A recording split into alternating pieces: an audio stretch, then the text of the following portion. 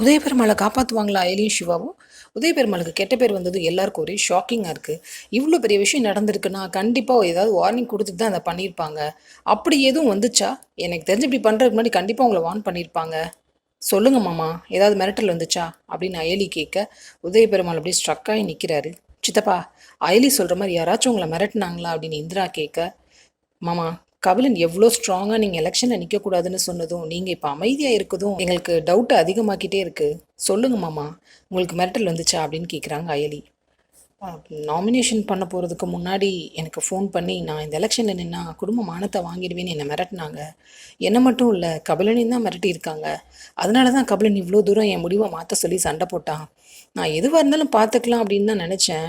பிரச்சனை இந்த ரூபத்தில் வரும்னு நான் எதிர்பார்க்கவே இல்லை அப்படின்னு சொல்கிறாரு உதயபெருமாள். உங்களை மிரட்டினது யார் மாமா அப்படின்னு அயலி கேட்க, அமைதியாக இருக்கிறாரு உதயபெருமாள். வர்மான்னு சொல்ல ஏன் தயக்கம்? அயலி கண்டுபிடிச்சிடுவாங்களா? உதயபெருமாள் மேலே இருக்கிற கலங்கத்தை தொடர்ச்சி அவர் நல்லவர்னு ப்ரூவ் பண்ணுவாங்களா அயலியும் சிவாவும்? வெயிட் பண்ணி பார்ப்போம். சீரியல் அப்டேட்ஸ்க்கு எங்கள் சேனலை சப்ஸ்கிரைப் பண்ணுங்கள். மீண்டும் அடுத்த அப்டேட்டில் சந்திப்போம்.